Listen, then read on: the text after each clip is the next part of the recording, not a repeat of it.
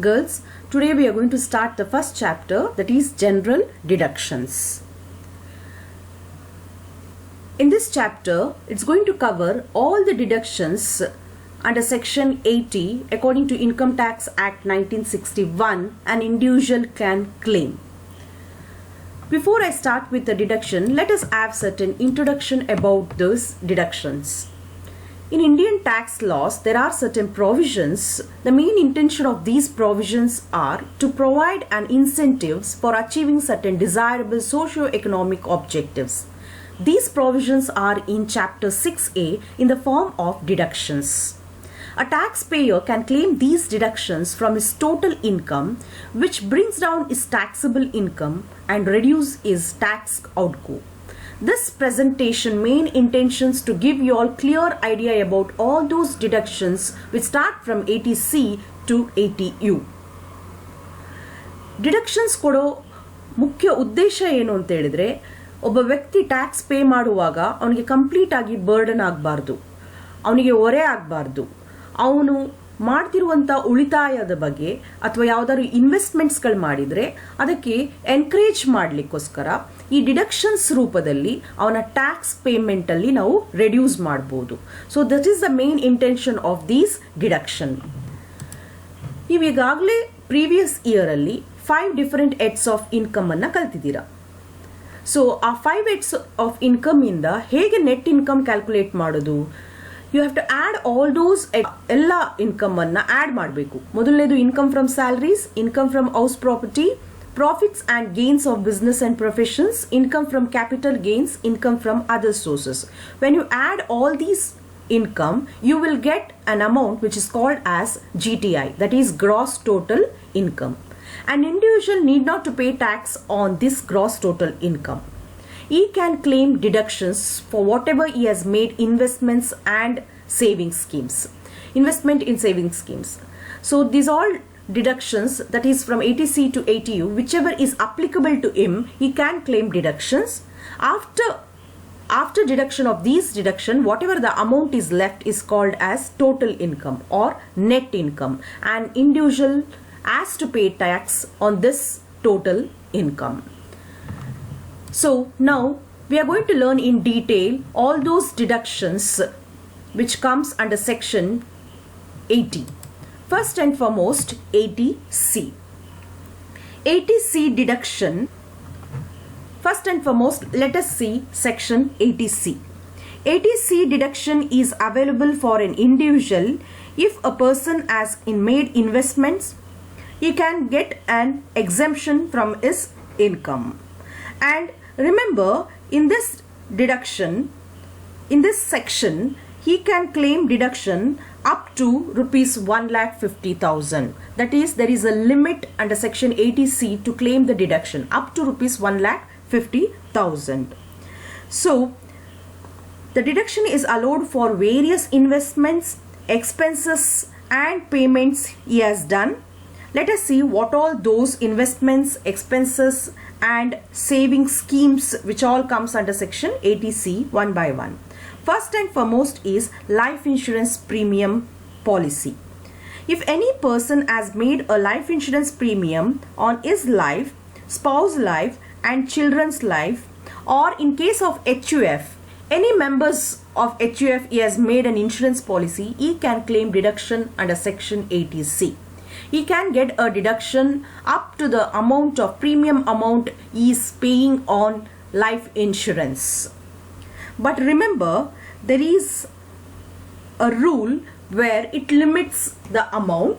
That is, in case if a person has made the policy on or after 1st April 2012, then he can claim up to maximum of 10% of sum assured policy. In case if the insurance has been made before 31st March 2012, then he can claim deduction maximum of 20% of sum assured. This is a limit in case of life insurance premium paid. And remember girls, life insurance premium ಅವನ ಅಥವಾ ಅವನ ಮಕ್ಕಳ ಹೆಸರಲ್ಲಿ ಮಾಡಿಸಿರುವಂತಹ premium amount ಮೇಲೆ ಮಾತ್ರ ಅವನು ATC ಯಲ್ಲಿ deduction claim ಮಾಡಬಹುದು. ಅವನ ಪೇರೆಂಟ್ಸ್ ಹೆಸರಲ್ಲಿ ಅಥವಾ ಅವನ ಇನ್ಲಾಸ್ ಹೆಸರಲ್ಲಿ ಏನಾದರೂ ಲೈಫ್ ಇನ್ಶೂರೆನ್ಸ್ ಪ್ರೀಮಿಯಂ ಪೇ ಮಾಡ್ತಾ ಇದ್ರೆ ATC ಯಲ್ಲಿ ಡಿಡಕ್ಷನ್ ತಗೊಳ್ಳಿಕ್ಕೆ ಸಾಧ್ಯ ಇಲ್ಲ. Next, any sum deducted from salary for a deferred annuity. Deferred annuity towards if any amount is paying or his salary amount has been deducted towards deferred annuity, then he can claim deduction under section 80C. Any contribution is making towards SPF, that is statutory provident fund, and RPF, that is recognized provident fund.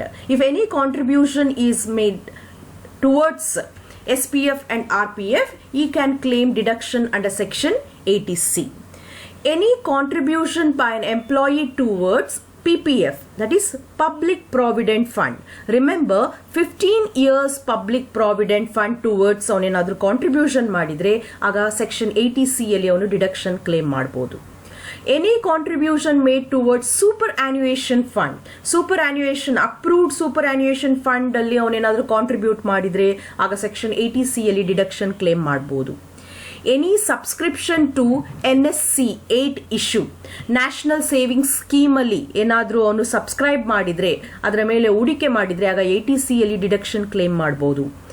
Any contribution towards ULIP of UTI,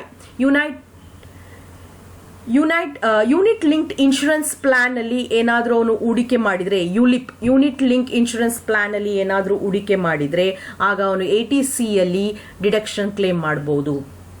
in case if he has made home loan and is repaying the home loan, then he can claim deduction under section 80C. Remember girls, ಮನೆ ಕಟ್ಟಲಿಕ್ಕೆ ಏನಾದರೂ ಸಾಲ ಮಾಡಿದ್ದು ಆ ಸಾಲದ principal amount ಅನ್ನ repay ಮಾಡಿದ್ರೆ ಆಗ ಸೆಕ್ಷನ್ 80C ಯಲ್ಲಿ ಕ್ಲೇಮ್ ಮಾಡಬಹುದು. ರಿಮೆಂಬರ್, ನಾನು ನಿಮ್ಗೆ ಹೇಳ್ತಾ ಇರೋದು ಪ್ರಿನ್ಸಿಪಲ್ ಅಮೌಂಟ್ ಅನ್ನ ರೀಪೇ ಮಾಡ್ತಾ ಇದ್ರೆ 80C ಅಲ್ಲಿ ಅವನು ಡಿಡಕ್ಷನ್ ಕ್ಲೇಮ್ ಮಾಡಬಹುದು. ಬಿಕಾಸ್ ಇಂಟ್ರೆಸ್ಟ್ಗೆ ಬೇರೆ ಸೆಕ್ಷನ್ ಅಲ್ಲಿಯೇ ಬರ್ತದೆ. So repayment of home loan he can claim deduction under section 80C. The next, if he is making any contribution towards ULIP of LIC mutual fund, ಆಗಲೇ ನಾನು ನಿಮ್ಗೆ ಹೇಳಿದೆ ಯುಲಿಪ್ ಆಫ್ UTI ಅಂತ ಹೇಳಿದೆ. ಇನ್ ಕೇಸ್ ಏನಾದರೂ ಅವನು ULIP of LIC mutual fund ಅಲ್ಲಿ ಕೂಡ ಕಾಂಟ್ರಿಬ್ಯೂಟ್ ಮಾಡ್ತಾ ಇದ್ರೆ ಆ ಅಮೌಂಟಿಗೆ ATC ಯಲ್ಲಿ ಡಿಡಕ್ಷನ್ ಕ್ಲೇಮ್ ಮಾಡಬಹುದು.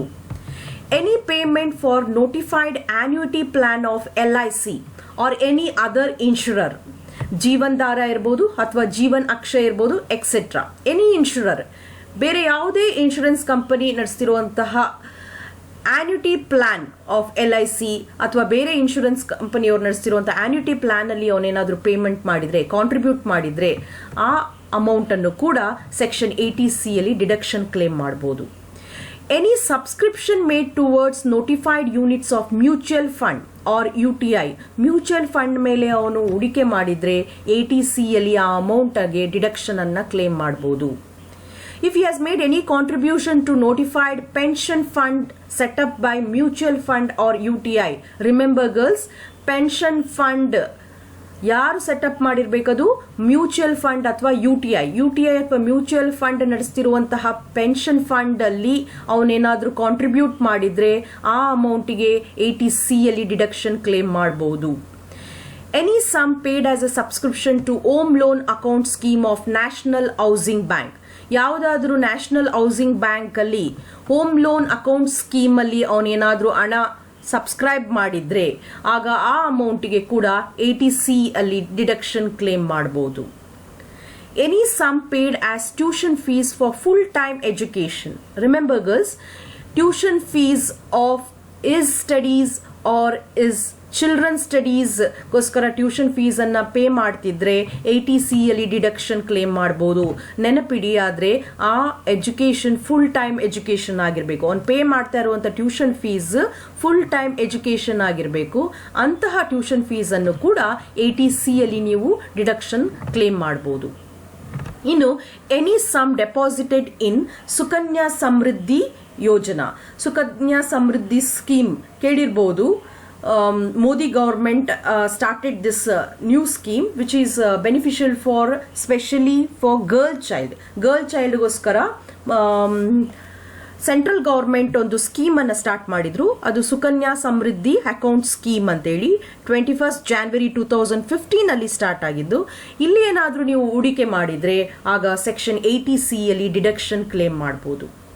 Any amount deposited in 5 years term deposit means fixed deposit. ಅದು ಎಷ್ಟು ವರ್ಷದ ಡೆಪಾಸಿಟ್ ಸ್ಕೀಮ್ ಅಲ್ಲಿ ಡೆಪಾಸಿಟ್ ಮಾಡಿರಬೇಕು? 5 years ಟರ್ಮ್ ಡೆಪಾಸಿಟ್ ಅಲ್ಲಿ ಮಾತ್ರ ಅವನು ಇನ್ವೆಸ್ಟ್ಮೆಂಟ್ ಮಾಡಿದ್ರೆ ಸೆಕ್ಷನ್ 80C ಅಲ್ಲಿ ನೀವು ಡಿಡಕ್ಷನ್ ಕ್ಲೇಮ್ ಮಾಡಬಹುದು. These are all comes under section 80C. Remember girls, whatever the amount he has invested on these above said schemes, it is all called as this all amount can be claimed deduction under section 80C, but remember the amount deductible is gross qualifying amount, that is whatever the amount he has invested or spent in above mentioned schemes, that amount is called as a gross qualifying amount. ಅವನು ಏನೆಲ್ಲ ಹೂಡಿಕೆ ಮಾಡಿದಾನೆ, ಈಗ ನಾನು ಹೇಳಿದಂತಹ 80C ಅಲ್ಲಿ ಬರುವಂತಹ ಅಷ್ಟು ಸ್ಕೀಮ್ಸ್ಗಳಲ್ಲಿ ಅವನು ಇನ್ವೆಸ್ಟ್ಮೆಂಟ್ ಮಾಡಿದ್ರೆ, ಸಬ್ಸ್ಕ್ರೈಬ್ ಮಾಡಿದ್ರೆ, ಅದನ್ನೆಲ್ಲ ಆಡ್ ಮಾಡಿದಾಗ ಬರುವ ಅಮೌಂಟ್ ಅನ್ನು ನಾವು ಏನಂತ ಕರಿತೇವೆ? ಗ್ರಾಸ್ ಕ್ವಾಲಿಫೈಯಿಂಗ್ ಅಮೌಂಟ್ ಅಂತ ಹೇಳ್ತೇವೆ. ಸೊ ಅವನು ಡಿಡಕ್ಷನ್ ಕ್ಲೇಮ್ ಮಾಡ್ಲಿಕ್ಕಾಗೋದು ಈ ಗ್ರಾಸ್ ಕ್ವಾಲಿಫೈಯಿಂಗ್ ಅಮೌಂಟ್ ಅಥವಾ 1,50,000 ವಿಚ್ ಎವರ್ ಈಸ್ ಲೆಸ್ ಈ ಕ್ಯಾನ್ ಕ್ಲೇಮ್ ಡಿಡಕ್ಷನ್. ಅದರ ಅರ್ಥ ಅವನ 80C ಡಿಡಕ್ಷನ್ 1,50,000ಕ್ಕಿಂತ ಜಾಸ್ತಿ ಆಗಿರಬಾರದು, ಅದರ ಒಳಗೆ ಇರಬೇಕು. That is under section 80C. Let us move to the next section, that is section 80CCC. 80CCC is related to an individual assessee has paid or deposited a sum under an annuity plan of LIC or any other insurer for receiving pension. Pension receive ಮಾಡ್ಲಿಕ್ಕೋಸ್ಕರ LIC ಅಥವಾ ಬೇರೆ ಯಾವುದೇ insurance company ನಡೆಸ್ತಿರುವಂತಹ ಒಂದು pension scheme ಅಲ್ಲಿ ಅವನು investment ಮಾಡಿದ್ರೆ ಆ ಅಮೌಂಟಿಗೆ 80CCC ಅಲ್ಲಿ ಡಿಡಕ್ಷನ್ ಕ್ಲೇಮ್ ಮಾಡಬಹುದು. Remember, any individual person is paying or depositing certain amount in annuity plan of LIC ಅಥವಾ any other insurance company for receiving pension future. ಮುಂದಿನ ದಿನಗಳಲ್ಲಿ ಒಂದು ಪೆನ್ಷನ್ ರಿಸೀವ್ ಮಾಡ್ಲಿಕ್ಕೋಸ್ಕರ LIC ಅಥವಾ ಬೇರೆ ಇನ್ಶೂರೆನ್ಸ್ ಕಂಪನಿ ನಡೆಸ್ತಿರುವಂತಹ ಆನ್ಯುಟಿ ಪ್ಲಾನ್ ಅಲ್ಲಿ ಅವನು ಹಣವನ್ನು ಹೂಡಿಕೆ ಮಾಡಿದ್ರೆ ಆ ಅಮೌಂಟಿಗೆ ಎಲ್ಲಿ ಡಿಡಕ್ಷನ್ ಕ್ಲೇಮ್ ಮಾಡಬಹುದು? 80CCC. ಅಂಡ್ ರಿಮೆಂಬರ್, ಇಲ್ಲಿ ಕೂಡ ಅಷ್ಟೇ rupees 1,50,000 ಅಷ್ಟು ಮಾತ್ರ ಅವನು ಡಿಡಕ್ಷನ್ ಕ್ಲೇಮ್ ಮಾಡಬಹುದು. ಕೇವಲ 80CCC ಅಲ್ಲಿ ಮಾತ್ರ ಅಲ್ಲ, 80C and 80CCC together he can claim deduction up to rupees 1,50,000. Now let us see the next section, that is section 80CCD. 80CCD is related to any contribution made towards the national pension scheme. NPS ಅಂತ ಹೇಳಿದ್ರೆ national pension scheme. ಈ national pension scheme ಅನ್ನೋದು ಎಂಪ್ಲಾಯೀಸ್ಗೆ benefit ಆಗ್ಲಿಕ್ಕೋಸ್ಕರ ಮಾಡಿರುವಂತಹ ಒಂದು ಹೊಸ scheme ಅಂತ ಹೇಳ್ಬೋದು. Because after 2006 government employees, whether it's a state or central government employees, they are not getting any pension from the government.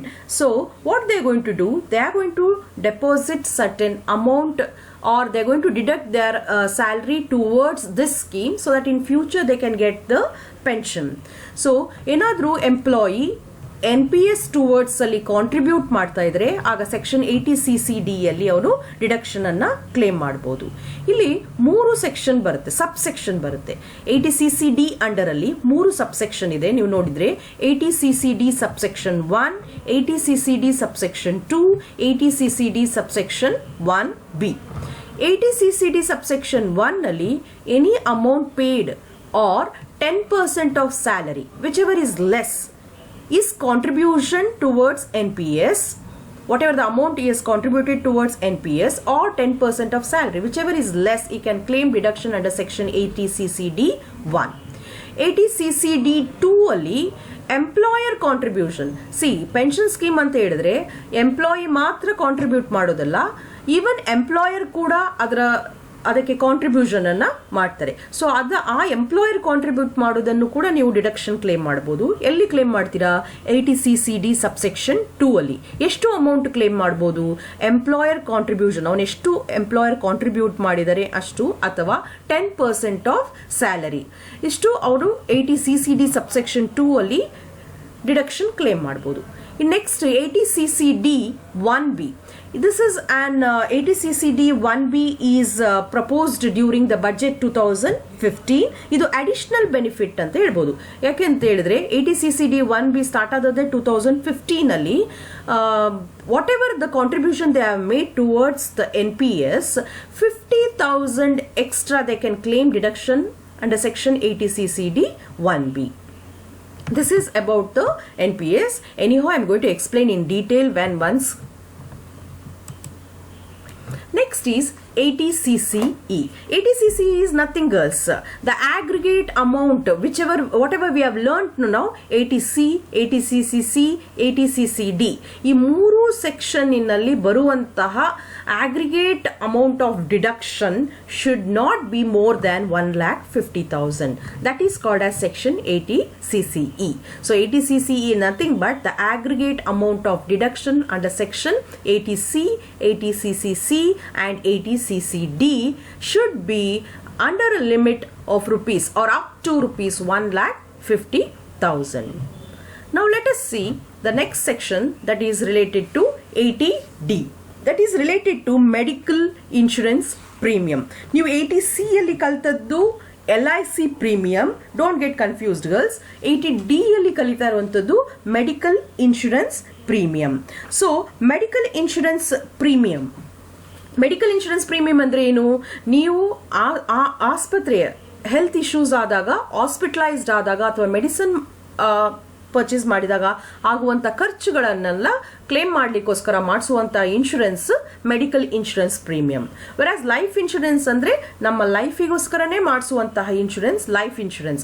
So life insurance ಏನಾದ್ರೂ ಮಾಡಿಸಿದ್ರೆ ಅದರ ಪ್ರೀಮಿಯಂ ಅಮೌಂಟಿಗೆ ಎಲ್ಲಿ ಡಿಡಕ್ಷನ್ ತಗೊಳ್ತೀರಾ? 80C ಅಲ್ಲಿ ತಗೊಳ್ತೀರಾ. ಏನಾದ್ರೂ ಮೆಡಿಕಲ್ ಇನ್ಶೂರೆನ್ಸ್ ಪ್ರೀಮಿಯಂ ಮಾಡಿಸಿದ್ರೆ ಅದನ್ನ 80D ಅಲ್ಲಿ ನಾವು ಡಿಡಕ್ಷನ್ ಕ್ಲೇಮ್ ಮಾಡಬಹುದು. ಇಲ್ಲಿ ಒಂದು ಟೇಬಲ್ ಅಲ್ಲಿ ನಾನು ಎಂಟರ್ ಮಾಡಿದ್ದೇನೆ ನೋಡಿ, ವೆರಿ ಸಿಂಪಲ್ ಆಗಿ ನಿಮ್ಗೆ ಎಕ್ಸ್ಪ್ಲೇನ್ ಮಾಡ್ಲಿಕ್ಕೆ. If medical insurance premium made for himself, that individual and his family ಮಾಡಿದ್ರೆ ಆಗ exemption limit will be 25,000 ಅಷ್ಟು ಅವರು ಲಿಮಿಟ್ ಅನ್ನ ಇರ್ತದೆ, ಅಷ್ಟು ಡಿಡಕ್ಷನ್ ಅನ್ನ ಕ್ಲೇಮ್ ಮಾಡಬಹುದು. ಅಂಡ್ ಹೆಲ್ತ್ ಚೆಕಪ್, ಏನಾದ್ರೂ ಅವನು ಹೆಲ್ತ್ ಚೆಕಪ್ ಮಾಡಿಸಿದ್ರೆ ಆ ವರ್ಷದಲ್ಲಿ ಹೆಲ್ತ್ ಚೆಕಪ್ ಮಾಡಿದ್ರೆ, ಅಂದ್ರೆ ಪ್ರಿವೆಂಟಿವ್ ಹೆಲ್ತ್ ಚೆಕಪ್ ನಿಮ್ಗೆ ಈಗ ನೋಡ್ಬೋದು, ಅಬ್ಸರ್ವ್ ಮಾಡಿರ್ಬೋದು, ಹಾಸ್ಪಿಟಲ್ಸ್ಗಳಲ್ಲೆಲ್ಲ ಕಾಯಿಲೆ ಬರುವ ಮೊದಲೇ ಒಂದು ಹೆಲ್ತ್ ಚೆಕಪ್ ಅನ್ನ ಮಾಡಿಸ್ಕೊಳ್ಳುವಂತ ವ್ಯವಸ್ಥೆ ಇರ್ತದೆ. ಅಂತಹ ಹೆಲ್ತ್ ಚೆಕಪ್ ಮಾಡಿಸಿದ್ರೆ 5,000 ಅನ್ನ ನೀವು ಡಿಡಕ್ಷನ್ ಕ್ಲೇಮ್ ಮಾಡಬಹುದು. But remember, total deduction, whether it's medical insurance or health checkup, together you can claim total deduction up to rupees 25,000. ಯಾರಿಗೆ? self and family. in case self and family plus parents ಇಷ್ಟು ಜನಕ್ಕೂ medical insurance premium ಮಾಡಿಸಿದ್ರೆ, remember girls, 80C ಅಲ್ಲಿ ನಾವು ಪೇರೆಂಟ್ಸ್ಗೆ ಮಾಡಿಸಿದಂತಹ life insurance ಅಲ್ಲಿ ನಾವು consider ಮಾಡ್ತಿರ್ಲಿಲ್ಲ. But 80D ಅಲ್ಲಿ medical insurance premium ಅನ್ನ ಅವನ ಹೆಸರಲ್ಲಿ, ಅವನ ಫ್ಯಾಮಿಲಿ ಹೆಸರಲ್ಲಿ, ಫ್ಯಾಮಿಲಿ ಅಂತ ಹೇಳಿದ್ರೆ ಅವನ ಹೆಂಡತಿ ಮಕ್ಕಳು ಎಲ್ಲ ಕವರ್ ಆಗ್ತಾರೆ, ಫ್ಯಾಮಿಲಿ ಹೆಸರಲ್ಲಿ ಮತ್ತು ಪೇರೆಂಟ್ಸ್ ಹೆಸರಲ್ಲಿ ಏನಾದರೂ ಮೆಡಿಕಲ್ ಇನ್ಶೂರೆನ್ಸ್ ಪ್ರೀಮಿಯಂ ಪೇ ಮಾಡ್ತಿದ್ರೆ ಆಗ exemption limit will be 25,000 plus 25,000 for his parents. 50,000 ಅಷ್ಟು ಎಕ್ಸೆಂಪ್ಷನ್ ಲಿಮಿಟ್ ಇರುತ್ತೆ. ಅಂಡ್ 5,000 ಹೆಲ್ತ್ ಚೆಕಪ್ ಕೂಡ ತಗೊಳ್ಬಹುದು. ಬಟ್ ಈ 5,000 ಹೆಲ್ತ್ ಚೆಕಪ್ ಈ 50,000 ಒಳಗೆ ಇರ್ತದೆ. ಸೊ ಹೆಲ್ತ್ ಚೆಕಪ್ ಇನ್ಕ್ಲೂಡ್ ಆಗಿ total deduction you can claim is 50,000 for him, for himself, for his family and for his parents. Next see, for himself, for his family plus parents ಏನಾದ್ರೂ seniors ಆಗಿದ್ರೆ, senior citizens ಆಗಿದ್ರೆ ಆಗ deduction, ಒಟ್ಟು deduction ನೀವು claim ಮಾಡಬಹುದು. ಎಷ್ಟು? 55,000. ಅವನ ಫ್ಯಾಮಿಲಿಗೆ 25,000 ಪ್ಲಸ್ ಸೀನಿಯರ್ ಸಿಟಿಸನ್ ಪೇರೆಂಟ್ಸ್ ಆದ್ರೆ 30,000. ಸೊ ಟೋಟಲ್ 55,000 ಅಷ್ಟು ಎಕ್ಸೆಂಪ್ಷನ್ ಲಿಮಿಟ್ ಇರುತ್ತೆ. ಹೆಲ್ತ್ ಚೆಕಪ್ಗೆ 5,000 ಅಗೇನ್, ಬಟ್ ಅದು ಕೂಡ ಆ ಟೋಟಲ್ ಡಿಡಕ್ಷನ್ ಲಿಮಿಟ್ ಒಳಗೆ ಬರುತ್ತೆ. ದಟ್ ಈಸ್ 55,000 ಒಳಗೆ ಲಿಮಿಟ್ ಇರುತ್ತೆ. ಇನ್ ಕೇಸ್ ಇನ್ಶೂರೆನ್ಸ್ ಮಾಡಿಸಿರುವಂತಹ ಇಂಡಿವಿಜುವಲ್ ಪರ್ಸನ್ ಕೂಡ ಸೀನಿಯರ್ ಸಿಟಿಸನ್ ಆಗಿತ್ತು, ಅವನ ಪೇರೆಂಟ್ಸ್ ಕೂಡ ಸೀನಿಯರ್ ಸಿಟಿಸನ್ ಆಗಿದ್ರೆ ಆಗ 30,000 ಪ್ಲಸ್ 30,000 60,000 ಅಷ್ಟು ಎಕ್ಸೆಂಪ್ಷನ್ ಲಿಮಿಟ್ ಇರುತ್ತೆ. Health checkup 5,000 which will be included in this limit only. So total 60,000 total deduction ಈ can claim. This is about the medical insurance premium. Girls, remember this is up to limit it is. ಏನಾದರೂ ಈಗ for example self and ಫ್ಯಾಮಿಲಿಗೆ 25,000 ಅಂತ ಹೇಳಿದ್ದೀನಿ ನಾನು. ಇನ್ case ಏನಾದರೂ ಅವನು medical insurance premium pay ಮಾಡ್ತಾ ಇರೋದು ಕೇವಲ 15,000 ಆದರೆ ನೀವು ಡಿಡಕ್ಷನ್ ಎಷ್ಟು ತಗೊಳ್ಬೋದು? 15,000 ಮಾತ್ರ ತಗೊಳ್ಬೋದು. ಅಂದರೆ ಇದರ ಅರ್ಥ 25,000 ವರೆಗೆ up to 25,000 for himself and for his family he can claim deduction. In case for himself, for his family and for his parents together he can claim deduction up to 50,000. In case his parents are senior citizen, then he can claim up to 55,000 deduction, up to I am telling. And in case he is also senior citizen and his parents also senior citizen, then he can claim deduction up to 60,000.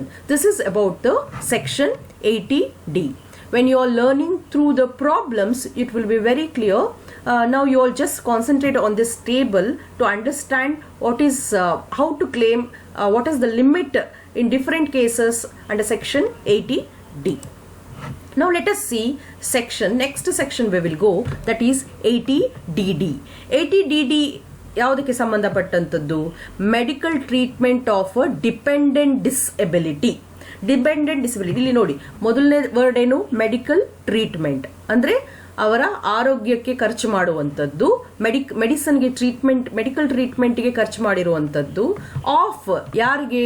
Dependent disability. ಆ individual ವ್ಯಕ್ತಿ ಏನಿದ್ದಾನೆ, tax ಅನ್ನ claim ಮಾಡ್ತಿರುವಂತ, tax pay ಮಾಡ್ತಿರುವಂತಹ individual ವ್ಯಕ್ತಿ, ಅವನ dependent disability. Disability ಅಂದ್ರೆ ಏನು? ಏನಾದ್ರೂ ಊನಾಗಿರುವಂಥದ್ದು, ಕೈ ಕಾಲು ಅಥವಾ ಬ್ರೈನ್ ಇರ್ಬೋದು, ಅಥವಾ ಕಿವಿ ಕೇಳಿಸದೇ ಇರುವಂಥದ್ದು ಇರ್ಬೋದು, ವೇರಿಯಸ್ ಟೈಪ್ಸ್ ಆಫ್ ಡಿಸಬಿಲಿಟಿ. ಅಂತಹ ಡಿಸೇಬಲ್ಡ್ ಪರ್ಸನ್ ಏನಾದ್ರೂ ಆ ವ್ಯಕ್ತಿಯ ಮೇಲೆ ಡಿಪೆಂಡೆಂಟ್ ಆಗಿದ್ರೆ, ಆ ಡಿಪೆಂಡೆಂಟ್ ಡಿಸಬಿಲಿಟಿ ಇರುವಂತಹ ವ್ಯಕ್ತಿಗೆ ಮೆಡಿಕಲ್ ಟ್ರೀಟ್ಮೆಂಟ್ ಕೊಡಿಸ್ತಾ ಇದ್ರೆ ಆ ಖರ್ಚನ್ನ ನೀವು ಎಲ್ಲಿ ಕ್ಲೇಮ್ ಮಾಡಬಹುದು? ಡಿಡಕ್ಷನ್ ಸೆಕ್ಷನ್ 80DD ಅಲ್ಲಿ. ಸೊ ಎಷ್ಟು ಅಮೌಂಟ್? 40% ಡಿಸಬಿಲಿಟಿ ಇದ್ರೆ, ಪ್ರಾಬ್ಲಮ್ ಅಲ್ಲಿ ನಿಮಗೆ ಕೊಟ್ಟಿರ್ತಾರೆ 40% ಡಿಸಬಿಲಿಟಿಯಾ 50% ಡಿಸಬಿಲಿಟಿಯಾ ಅಂತ ಕೊಟ್ಟಿರ್ತಾರೆ. ಸೊ ಯು ಕ್ಯಾನ್ ಸೇ, ಅಥವಾ ಸಿವಿಯರ್ ಡಿಸಬಿಲಿಟಿ ಅಂತ ಕೊಟ್ಟಿರ್ತಾರೆ, ಅಥವಾ ಪಾರ್ಷಿಯಲ್ ಡಿಸಬಿಲಿಟಿ ಅಂತ ಕೂಡ ಕೊಟ್ಟಿರ್ತಾರೆ. So in that case, partial disability means 40% disability. In that case, you can claim deduction rupees 75,000. This is fixed amount, girls. The 75,000 is fixed amount. You can claim deduction up rupees 75,000 in case 40% disability athwa partial disability. In case if disability is 80% or above, in that case you can claim deduction rupees 1,25,000. This is a fixed amount you can claim deduction, girls. Whatever the amount he has spent also, you can claim deduction, a fixed amount of deduction. That is, in case partial disability, rupees 75,000. In case of severe disability, you can claim deduction rupees 1,25,000. This is about the disability, that is disability related medical treatment under section 80